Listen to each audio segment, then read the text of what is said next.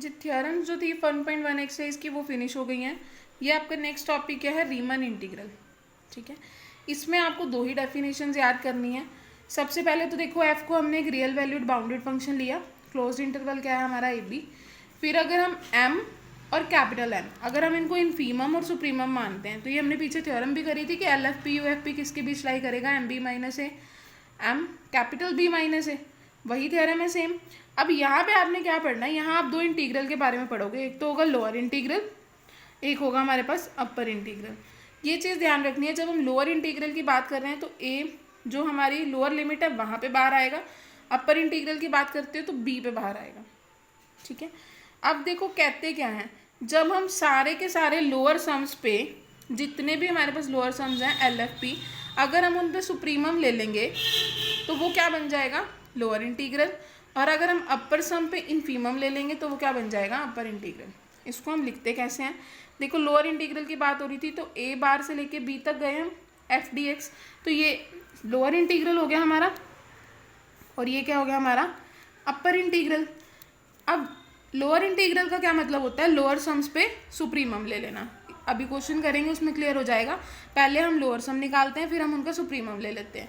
Same way में जब हम अपर सम निकाल कर उनका इफीमम लेंगे तो वो क्या बन जाएगा, अपर इंटीग्रल। ठीक है, अब लेकिन जो बात हो रही थी ना रीमन इंटीग्रेबल की, रीमन इंटीग्रेबल का मतलब क्या होता है, जब कोई भी real valued bounded function close interval A B पे रीमन इंटीग्रेबल तब कहते हैं उसे जब उसका अपर इंटीग्रल और लोअर इंटीग्रल दोनों सेम आते हैं।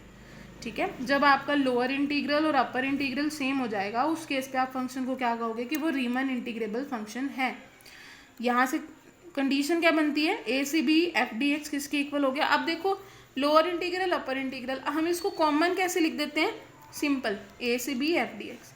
ये लेकिन तब लिखना है जब फंक्शन रीमान इंटीग्रेबल है, उस केस में लोअर सम अपर सम और जो फंक्शन की इंटीग्रेशन है वो तीनों क्या हो जाती हैं, इक्वल हो जाती है। ठीक है, अब देखो इसको हम क्या बोलते हैं कि जितने भी सेट हैं हमारे पास रीमन इंटीग्रेबल फंक्शंस के ए बी पे, उसको हम किससे डिनोट करते हैं, आर ऑफ ए बी। देखो आपने ऐसे लिखना है रीमन इंटीग्रेबल फंक्शन, पहले तो क्लोज इंटरवल लिखोगे ए बी, उसके साथ हम क्या लिखेंगे, आर। ठीक है, आर ए बी, इसका मतलब Riemann integrable functions from A to B.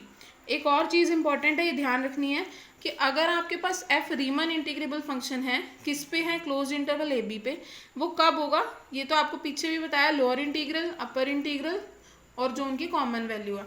बस इसमें न्यू क्या है कि आप कैसे लिखोगे, F belongs to R A B. इसका मतलब क्या होता है, F belong to R A B का कि जो आपका फंक्शन एफ है वो कैसा है, रीमन इंटीग्रेबल फंक्शन। ठीक है, जब भी पेपर में आएगा F belong to R A B, that means कि वो फंक्शन आपको रीमन इंटीग्रेबल गिवन है। और अगर एफ रीमन इंटीग्रेबल फंक्शन नहीं होगा उस केस में एफ किसको बिलोंग नहीं करेगा, आर ए बी को। तो ये चीज़ ध्यान रखनी है कि एफ आर ए बी में है, दैट मीन्स वो रीमन इंटीग्रेबल है। अगर वो उसको बिलोंग नहीं करता तो वो रीमन इंटीग्रेबल फंक्शन नहीं। ठीक है, बाकी एक रिमार्क्स हैं आपके, यहाँ पे आपने पढ़ा ही हुआ है कि जो फंक्शन की वैल्यू है A C B F D X, वो किसके बीच में लाई करती है, एल एफ पी और यू एफ पी के बीच में, और वो किसके बीच में लाई करते हैं, स्मॉल एम बी माइनस ए कैपिटल एम बी माइनस ए। ये आपको लास्ट जो सबसे पहले थ्योरम कराई थी वो यही वाली थ्योरम थी कि लोअर सम और अपर सम इन दोनों लिमिट्स के बीच में लाई करते हैं।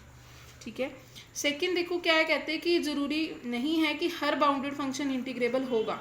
मान लो आपको कोई फंक्शन गिवन है एफ, तो जरूरी नहीं वो हमेशा इंटीग्रेबल ही हो। इंटीग्रेबल होने की कंडीशन क्या होती है कि उसका लोअर सम और अपर सम दोनों कैसे होने चाहिए, इक्वल होने चाहिए। ठीक है, तो अब ये जो इंटीग्रेबिलिटी है इनकी दो लिमिटेशन है कहता, एक तो हमें ये देखना पड़ता है कि वो फंक्शन कैसा होना चाहिए, बाउंडेड, और दूसरा ये भी देखना होता है, ये चेक करना ज़रूरी है कि वो इंटरवल फाइनाइट है और क्लोज है या नहीं। क्योंकि कई बार क्या होता है, आपको इंटरवल इनफाइनाइट भी गिवन हो सकता है या कोई ओपन इंटरवल गिवन हो सकता है, उस केस में आप इंटीग्रेबिलिटी का कंसेप्ट नहीं लगा सकते। ठीक है, एंड लास्ट रिमार्क क्या है आपका कि अगर एफ बाउंडेड है और इंटीग्रेबल है उस केस में क्या होगा। अब देखो इंटीग्रेबल आपका इंटरवल की लिमिट चेंज कर दी, लिमिट क्या होगी, बी से ए, और कंडीशन क्या है कि ए हमेशा क्या होना चाहिए, greater than equal to B. उस केस में क्या होगा, ए से बी एफ डी एक्स किसके इक्वल होगी, ये तो आपने पहले भी पढ़ा हुआ है, ए टू बी अगर हम इंटीग्रेशन कर रहे हैं तो वो किसके इक्वल होती है, माइनस बी टू ए। लेकिन ये कब होगी, जब ए बी से बड़ा है। दो केस है ना, एक greater than equal to B में दो केस आते हैं, एक तो आता है कि ये ग्रेटर देन बी होना चाहिए और क्या आता है, ए इक्वल टू बी। तो जब तो A greater than equal to B है ये डेफिनेशन लगेगी। इन केस ए और बी इक्वल हो जाते हैं, पढ़ा हुआ है आपने काफ़ी बार कि दोनों लिमिट ऑफ इंटीग्रेशन मान लो 1 1 हो गई तो वो क्या हो जाएगी 0, क्योंकि सेम लिमिट है, जब भी आप पुट करोगे upper limit minus lower limit तो वो क्या आ जाएगा 0।